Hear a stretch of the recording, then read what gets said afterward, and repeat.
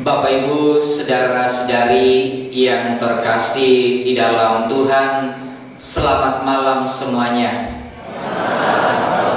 Apa kabar hari ini? Sudah makan? Sudah mengantuk? Ada yang sudah menguap-menguap dari tadi.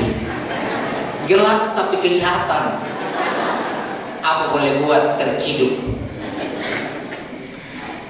Perayaan Paskah selalu menjadi perayaan yang panjang karena memang liturginya demikian. Paskah adalah puncak perayaan iman kita. Dalam tradisi kuno bahkan sampai saat ini biasanya bacaan yang kita dengarkan ada 9 termasuk Injil. Boleh 7, bonus 5. Kita ambil yang mana?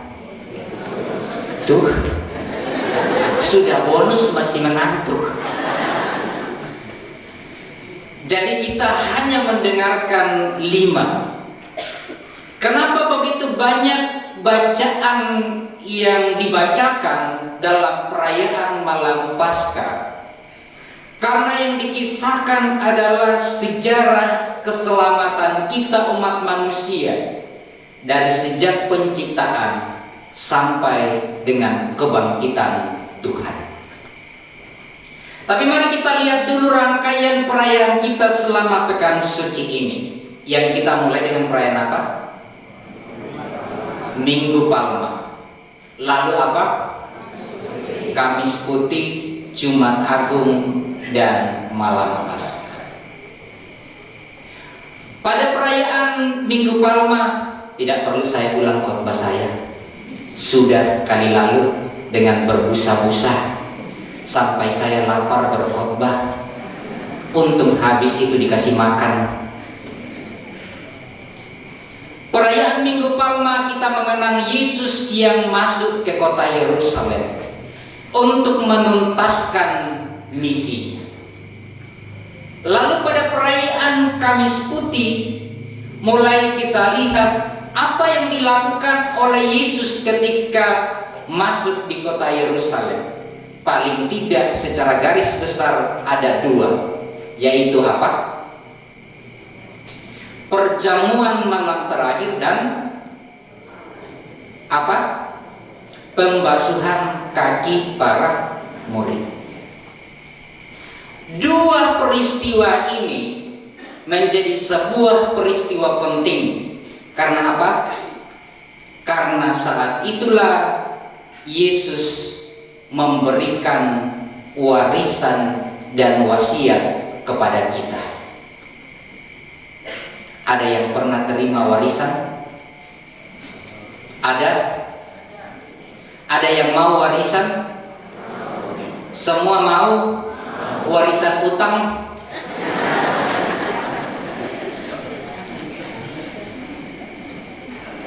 Lalu wasiat, pesan. Ingat di dalam perayaan Kamis Putih bacaan pertama berkisah tentang perintah Allah untuk mengingat dalam kitab Keluaran, di mana saat Tuhan menyelamatkan bangsa Israel keluar dari tanah Mesir. Di bagian akhir bacaan waktu itu dikatakan, ingatlah, hari ini harus menjadi hari peringatan bagimu. Jadi tidak main-main, menjadi hari peringatan, di mana saat Tuhan menyelamatkan bangsa Israel, maka saat itu kamu harus merayakan Paskah bagi Tuhan. Dan itu diingat dan dilakukan oleh bangsa Israel turun-temurun. Kepada murid-muridnya Yesus juga menitip pesan. Pesan apa? Pesan warisan rohani. Ketika ia mengadakan perjamuan, memecah-mecahkan roti dan memberikannya kepada murid-muridnya, ia mengatakan, terimalah dan makanlah, inilah tubuhku yang diserahkan bagimu. Terimalah dan minumlah, inilah piala darahku yang dikurbankan bagimu. Lakukanlah ini sebagai kenangan akan daku. Atau dalam bahasa lain juga mengatakan, ingatlah aku dengan merayakan peristiwa ini. Jadi kata kunci di dalam perayaan Kamis Putih adalah kata ingat. Apalagi kata kuncinya? Masih ingat? Jadi kata kunci adalah ingatlah ini. Bapak Ibu saudara-saudara terkasih, di dalam tradisi kita orang Toraja, kita mengenal istilah pepasan. Kalau ada orang menitip pesan kepada kita, lalu kita tidak sampaikan pesan itu, kita merasa bersalah atau tidak? Merasa bersalah. Sehingga muncul istilah kita orang Toraja, lebih baik kaindanan barang apa daripada kaindanan kada. Maka kita tidak akan pernah puas, tidak akan pernah tenang sebelum pesan itu kita sampaikan. Terlebih lagi, kalau kita orang Toraja mengingat pesan leluhur, pesan orang tua kita, menitip pesan dan orang tua kita sudah tidak ada, sebelum kita menuntaskan itu, rasanya kita berhutang. Betul kata benar? Lalu kita mengenal istilah masuruk-suruk. Kita mencari, adakah pesan yang belum kita tuntaskan? Kalau kita belum menuntaskan, kita merasa berhutang. Kalau sampai kita lupa, kita berhutang. Lalu yang dititip oleh Yesus ada dua pada Kamis Putih, yakni apa? Perjamuan Ekaristi sebagai kenangan akan Dia dan pembasuhan kaki. Jadi ada pesan dan ada perbuatan. Bacaan Injil Kamis Putih mengatakan apa? Lakukanlah ini sebagai teladan bagi kamu. Jadi dua, kita merayakan Ekaristi dan juga saling membasuhkan kaki. Simbol apa? Simbol pelayanan dan cinta kasih. Kesimpulannya, kalau Anda lupa merayakan, lupa ikut Ekaristi, lupa membasuh kaki, lupa mencintai sesama, artinya Anda berhutang sama siapa? Sama Yesus. Kalau Anda berhutang sama manusia, berusaha dilunaskan enggak? Berusaha. Berhutang sama Tuhan, hati-hati, memang kita ditagih nanti. Jangan ada yang sudah mulai hutang-hutang. Berapa hutangku pastor? Mana saya tahu, hitung sendiri nih. Nanti kita akan dihutangkan ketika kapan? Dihitung semua, kalkulasi semua, total hutang Anda berapa? Banyak. Jadi siapa yang lupa-lupa ikut Ekaristi di sini kadang-kadang? Siapa yang Katolik nafas Natal Paskah? Kalau dalam 1 tahun itu 54 hari Minggu, berapa yang dihadiri? Ingat nih hitungnya, utangnya. Ada yang sudah mulai stres hitung utangnya, tidak usah dipikirkan. Oke, kita tinggalkan Kamis Putih. Kata kuncinya tadi apa? Kita pindah ke Jumat Agung. Apa yang kita rayakan dalam Jumat Agung? Kita rayakan wafat Kristus. Lewat peristiwa apa? Penyaliban. Ternyata apa yang dilakukan oleh Yesus ini tidak hanya berhenti dengan memberi wasiat, dengan memberi pesan, tetapi ternyata waktu terus berjalan dan ternyata semakin mengerikan. Bukannya malah lebih enak. Ternyata pengikut Yesus, murid-murid Yesus menyaksikan sesuatu yang tidak pernah mereka bayangkan. Mereka pikir habis perjamuan enak-enak, habis basuh-basuhan kaki, sampai Petrus itu komplain. Jangan hanya kakiku tapi seluruh badanku. Mereka pikir mau pergi joget-joget di kota Yerusalem, senang-senang dengan bos. Tapi ternyata Yesus ditangkap. Dia ditangkap, diadili, dia dihina, dia ditelanjangi, dia difitnah, bahkan dia dihukum mati. Semua orang kecewa, mati, dan bahkan matinya dengan cara yang mengerikan, yaitu apa? Disalib.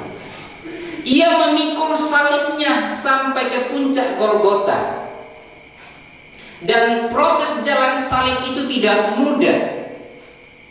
Kita menyaksikan bagaimana kejadian-kejadian dalam kisah penyaliban itu, yang dimulai dengan ketakutan, berdoa di Taman Zaitun, berharap ada orang temani, ternyata mereka meninggalkan.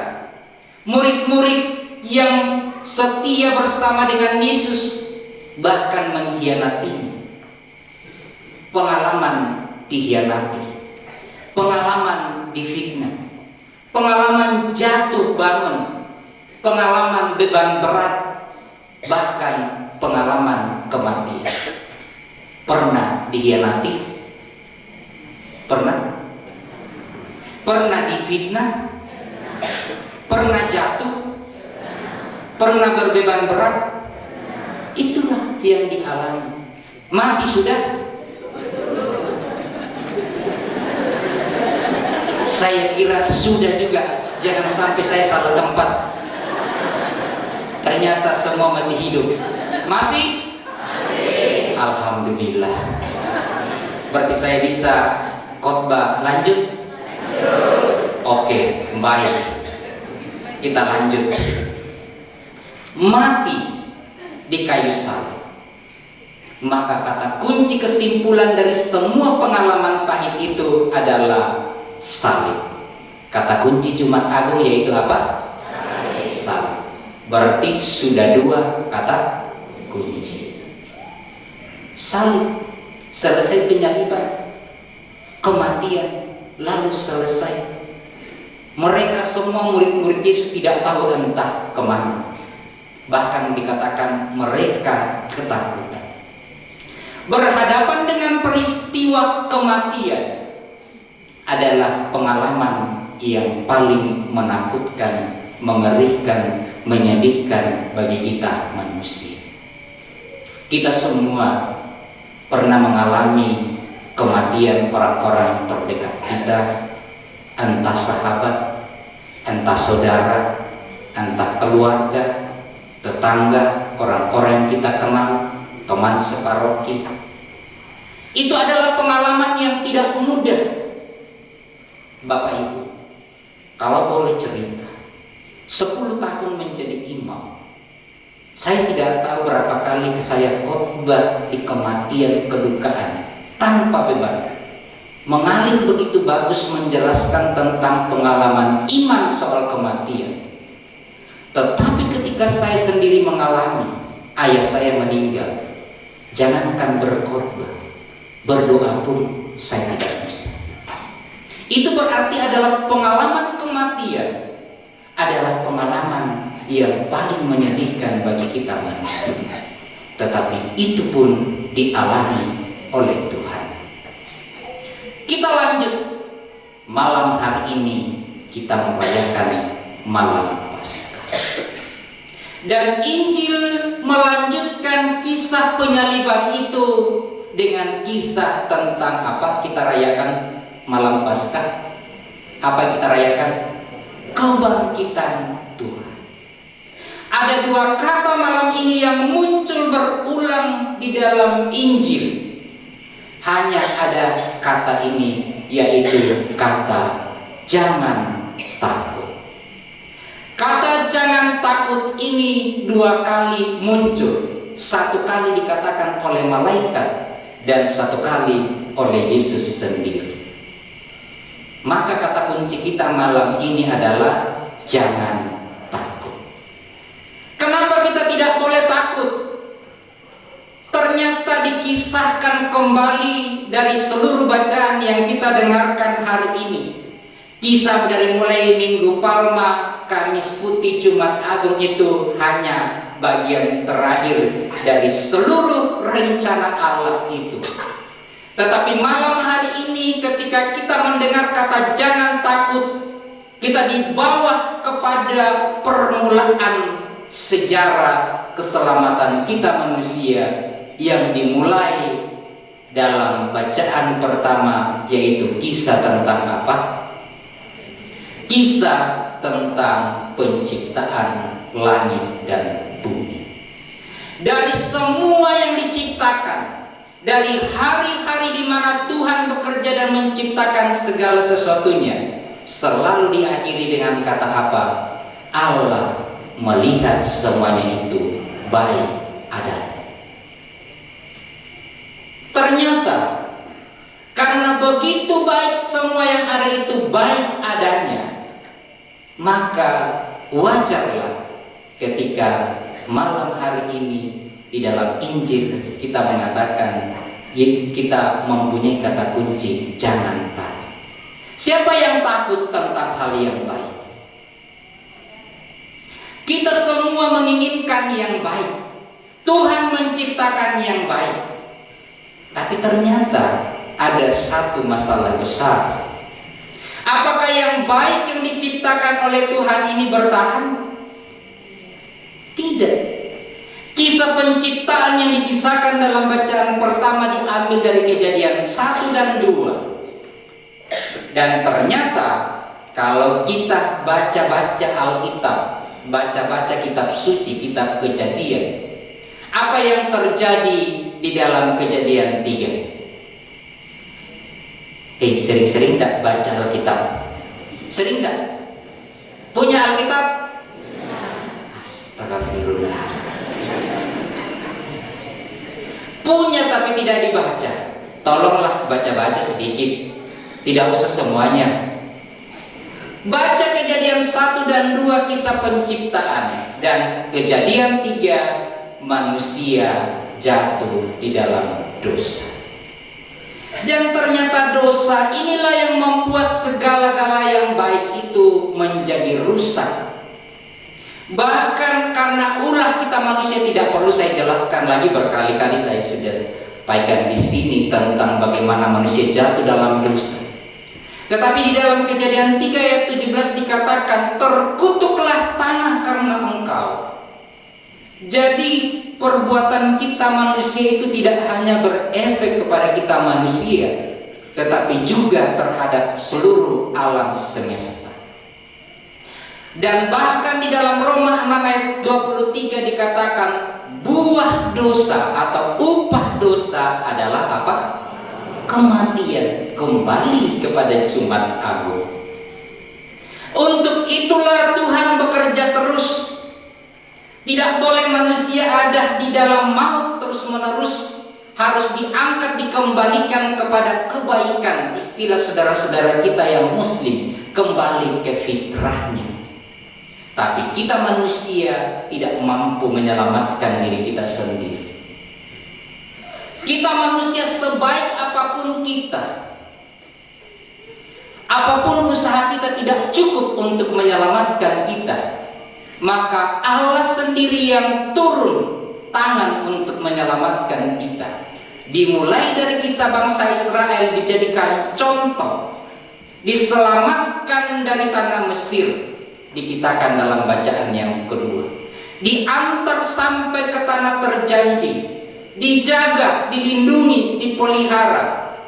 Tapi apakah bangsa Israel baik-baik saja waktu itu? Apakah mereka setia kepada Tuhan? Tidak. Mereka kacau balau, torokosik. Mereka adalah umat yang torokosik. Umat Lapandan kacau balau atau tidak? Tidak. Mengakui saja. Terkosik atau tidak?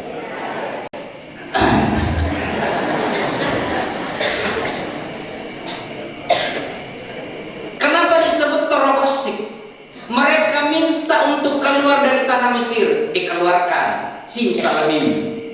Mereka tiba di padang gurun, mereka dikatakan bersungut-sungut. Bahasa Inggrisnya manuku-nuku. Lebih baik kami mati di Mesir daripada di sini. Tapi Tuhan memberikan minuman dan makanan di padang gurun. Sampai di tanah terjanji dipimpin oleh Musa dan kawan-kawan, oleh para hakim-hakim. Mereka lagi bilang, kalau begitu kami minta raja yang memimpin kami, bukan lagi Tuhan. Maka masuk kitab raja-raja dan seterusnya. Dikasih lagi raja, rajanya juga kurang ajar. Lalu karena rajanya kurang ajar, maka nabi-nabi juga diturunkan. Bacaan yang ketiga yang kita dengarkan.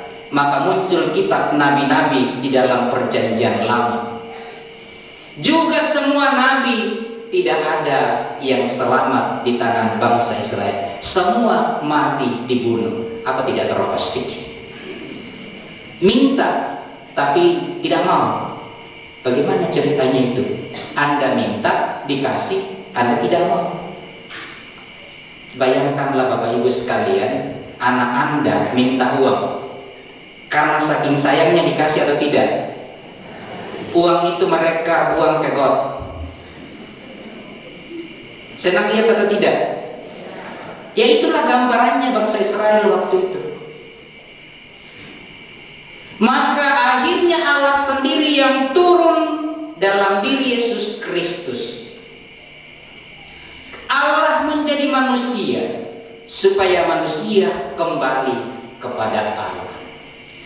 Dan Allah tidak hanya datang kepada manusia dalam suasana normal, dalam suasana di mana manusia kuat bertahan, tetapi Allah datang dalam situasi di mana manusia tidak mampu dan tak berdaya, yaitu saat apa?